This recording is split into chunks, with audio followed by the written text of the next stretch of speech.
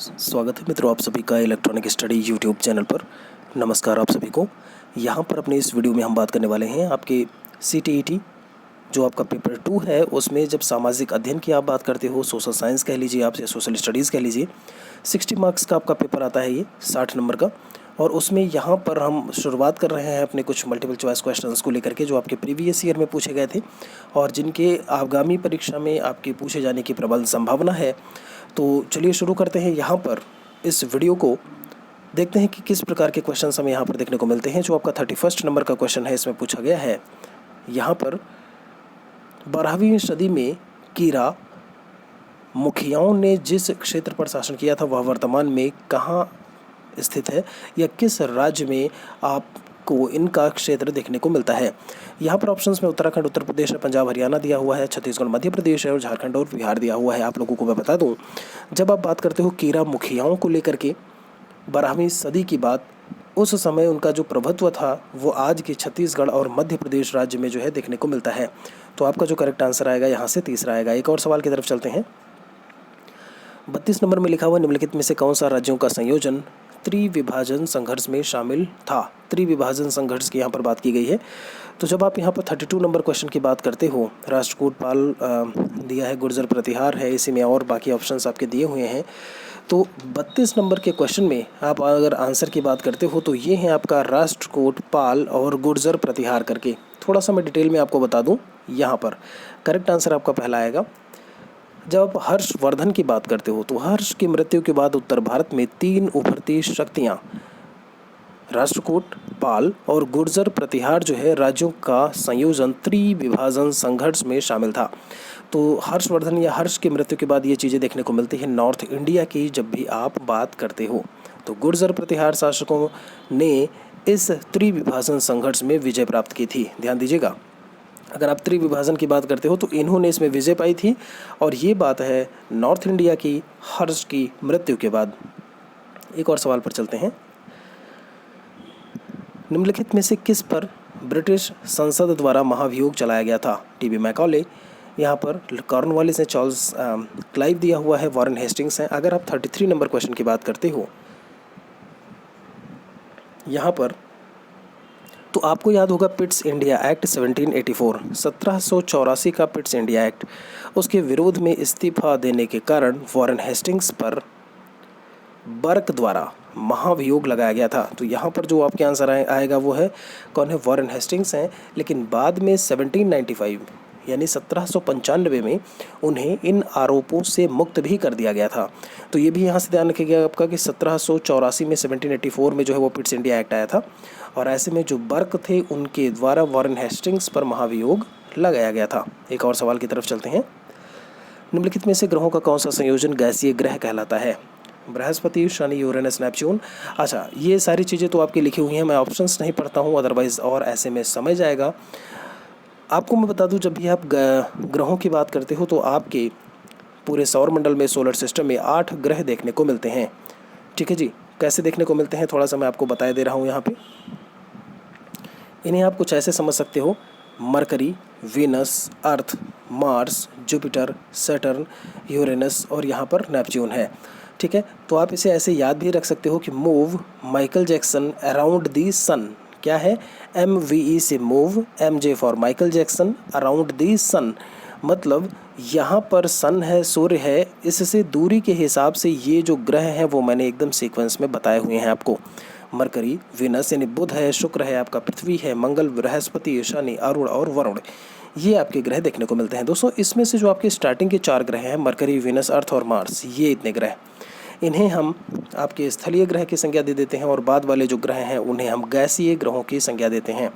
यानी mercury, Venus, अर्थ, Mars हमारे जो है वो स्थलीय ग्रह, आपके terrestrial planets, and on the other hand जो आपके रेस्ट 4 प्लैनेट्स हैं यानी कि जुपिटर, सैटर्न, यूरेनस और नेपच्यून, ये गैसियस प्लैनेट्स कहलाते हैं। तो Jupiter, Saturn, Uranus, Neptune, Brihaspati की आप बात करते हो, शनि की बात करो, यूरेनस की बात करो, आप नेपच्यून की बात करो, यानी जो हमारा आंसर होगा वो 34 का पहला होगा। तो उम्मीद करते हैं यहाँ से आपने ट्रिक भी सीखी होगी कि क्या कुछ निकल करके आती है और ये भी आपने सीखा होगा कि यहाँ पर गैसीय ग्रह हैं कौन से। एक सवाल है यहाँ पर, कॉमन एरा क्या है। 35 नंबर क्वेश्चन में पूछा है कि कॉमन एरा क्या है। दोस्तों जब आप कॉमन एरा को लेकर के बात करते हो तो क्रिश्चियन एरा, ध्यान दीजिएगा, क्रिश्चियन एरा को ही हम कॉमन एरा की संज्ञा देते हैं। वर्तमान में दुनिया के अधिकांश देशों में स्वीकृत है आपका ये, तो क्रिश्चियन एरा को ही क्या कहते हो आप, कॉमन एरा कह देते हो। अभी 2019 का जो पेपर था आपका, वहाँ पर भी यहाँ से सवाल पूछा गया था, ठीक है जी। तो आपका जो 35 का आंसर आएगा वो यहाँ से चौथा आएगा। एक और सवाल की तरफ चलते हैं। लिखा है ऐतिहासिक स्थल वह है जहाँ, अब यहाँ पर ऐतिहासिक स्थल के बारे में पूछ लिया है कि आप ऐसे ऐतिहासिक स्थल किसे कहते हो। तो जब आप 36 नंबर क्वेश्चन की बात करते हो तो थोड़ा सा मैं इसमें बताना चाहूँगा आपको।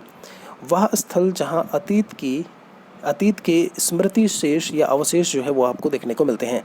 मतलब पहले की कुछ चीज़ें हो चुकी होती हैं, उसके जो अवशेष हैं या जो एक बचा हुआ भाग है, जो बचा हुआ पार्ट है वो देखने को मिलता है, उससे ही हम ऐतिहासिक स्थल कह देते हैं। तो दोस्तों जो करेक्ट आंसर यहाँ से आएगा वो पहला आएगा। आप लोगों को अगर जानकारी ना हो तो मैं बता दूं, अभी ये सीरीज़ मैंने शुरू की है काफ़ी दिन बाद यहाँ पर इलेक्ट्रॉनिक स्टडी यूट्यूब चैनल पर। टेलीग्राम चैनल है हमारा इलेक्ट्रॉनिक स्टडी, इस वीडियो के डिस्क्रिप्शन में उसकी लिंक मिल जाएगी, वहाँ से आप उस चैनल को ज्वाइन कर लीजिए। काफ़ी कुछ लेक्चर्स जो होते हैं, जो लिंक्स हैं, जो ऑलरेडी लेक्चर्स हो चुके हैं, वो सभी के लिंक्स को वहाँ पर या PDF फाइल्स या जो इन्फॉर्मेशन है वो भेज दी जाती हैं।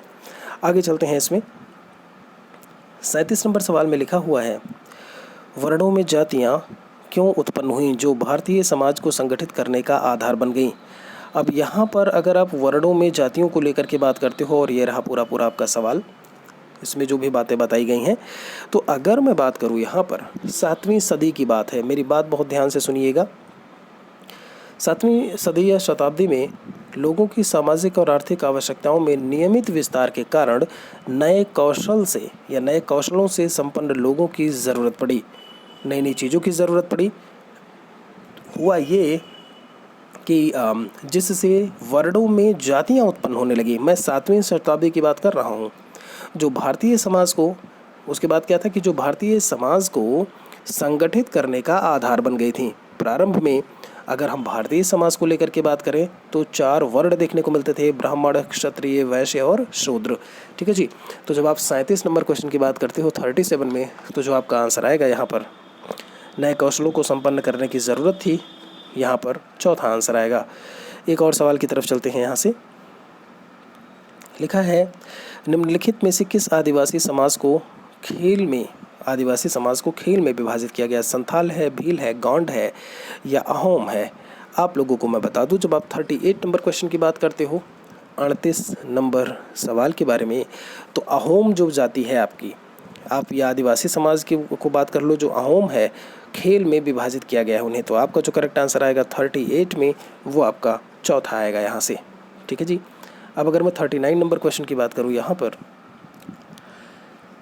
इसमें लिखा है, ईस्ट इंडिया कंपनी ने 1651 ईस्वी में बंगाल में हुगली नदी के किनारे फैक्ट्री स्थापित की। तो क्या कुछ देखने को मिला, आखिर उन्होंने फैक्ट्री स्थापित की तो क्यों स्थापित की, क्या कुछ कारण उसके रीज़न थे। रीज़न में अगर आप बात करते हो तो दोस्तों यहाँ पर 39 में जो आपका आंसर है वो आपका दूसरा आंसर है, 39 का सेकंड आंसर आएगा। थोड़ा सा मैं यहाँ पर आपको बताना चाहूँगा। ईस्ट इंडिया कंपनी ने जब आप बात करते हो 1651 को लेकर के, 1600 में आपका ये आए, उसी के लगभग 50-51 साल बाद 1651 में बंगाल में हुगली नदी के किनारे एक फैक्ट्री स्थापित की, जिसका उद्देश्य एक आधार स्थापित करना था जहां से फैक्ट्री अपना काम चला सके और कंपनी जो है अपना विस्तार बहुत ही आसानी से और तेज़ी से कर सके। आप समझ रहे हो, कहते हैं ना कि आप जैसे अभी भारत और चीन को लेकर के अगर आप अभी बात करते हो तो कहीं ना कहीं दौलत बेग ओल्डी हवाई अड्डे के ऑप लेकर के बात करो तो वहाँ से आसान रहेगा, मतलब किसी भी तरीके से निपटने को लेकर के। अगर आप चाइना के साथ में भारत को लेकर के बात करते हो, ठीक है, सुसंगठित तरीके से हमारा बेस है, हम आसानी से वहाँ पर पहुँच सकते हैं, मुकाबला कर सकते हैं। तो इसी तरीके से एक बेस था स्थापित करने का जहाँ से फैक्ट्री अपना काम चला सके। तंती, मोमिन और देवंग समुदाय में लगे थे। मतलब किस में लगे थे, ये जो समुदाय देखने को मिलते थे, चाहे आप तंती की बात करो, मोमिन की बात करो आप जो है, या देवंग की बात करो। जब आप 40 नंबर सवाल की बात करते हो तो 40 में आपका जो आंसर आएगा वो चौथा। ये बुनने के काम से आपका रिलेट करते थे, चाहे तंती हो, चाहे मोमिन हो या देवंग समुदाय हो। आगे चलते हैं। इसमें आपको शिक्षा शास्त्र के भी क्वेश्चंस मैं करवाऊँगा, बिल्कुल से उसके लिए जो है किसी भी प्रकार की चिंता करने की ज़रूरत नहीं है। बस ज़्यादा से ज़्यादा आप शेयर करिएगा वीडियो को अपने दोस्तों सहपाठियों के साथ में। रिस्पांस अगर अच्छा रहा आप सभी लोगों के द्वारा तो बाकी सारी चीज़ें आपको यहाँ पर इलेक्ट्रॉनिक स्टडी यूट्यूब चैनल पर बताने की पूरी कोशिश की जाएगी। मोहम्मद बिन तुगलक ने अपनी राजधानी को दिल्ली से दौलताबाद स्थानांतरित क्यों किया? दिल्ली से दौलताबाद स्थानांतरित क्यों किया? 41 में। दोस्तों अगर आप बात करते हो अपने साम्राज्य को प्रभावी तरीके से नियंत्रित करने को लेकर के या बढ़ाने करने को लेकर के कि हमारा जो भी जहाँ तक भी हमारे साम्राज्य का फैलाव है उसे हम अच्छी तरीके से नियंत्रित कर सके, तो मोहम्मद बिन तुगलक ने अपनी राजधानी को दिल्ली से दौलताबाद स्थानांतरित किया था क्योंकि दौलताबाद जो है वो एकदम केंद्र में स्थित था। तो साम्राज्य को प्रभावी तरीके से नियंत्रण में रखने के लिए ये काम मोहम्मद बिन तुगलक यानी MBT भी जिनको आप बोलते हो उसके द्वारा किया गया था। आगे है आपका इसमें भारतीय इतिहास को प्राचीन, मध्य और आधुनिक कालों में विभाजित करने में समस्याएं भी हैं। निम्नलिखित में से वह समस्या इनमें से कौन सी है? अगर आप प्राचीन, मध्य और आधुनिक कालों में बांटते हो तो ये क्या दिक्कतें निकल करके आती हैं, वो कहीं ना कहीं यहाँ पर आपसे पूछा जा रहा है या बात की जा रही है। आप जब 42 नंबर क्वेश्चन की बात करते हो 42 नंबर, तो आपका जो 42 का यहाँ से आंसर आएगा वो तीसरा आएगा, थर्ड। लिखा क्या हुआ है यहाँ पे? लिखा है यह संकल्पना पश्चिम से ली गई है, जहाँ आधुनिक काल विज्ञान, तर्कड़ा, लोकतंत्र, स्वतंत्रता और समानता से रिलेट करता है। मतलब जब आप बात करते हो पश्चिम से ली गई, वेस्टर्न आप उसको कंट्रीज़ को लेकर के आप बात करो, जहाँ पर आप आधुनिक काल में क्या है, अब साइंस को ले लो, तर्कड़ा यानी रीजनिंग पावर जो होती है, लोकतंत्र यानी डेमोक्रेसी, स्वतंत्रता यानी फ्रीडम, समानता यानी इक्वलिटी से आपका जो है ये रिलेट करती है। तो आप यहाँ से जो आप आंसर करोगे 42 का वो आपका तीसरा निकल के आएगा।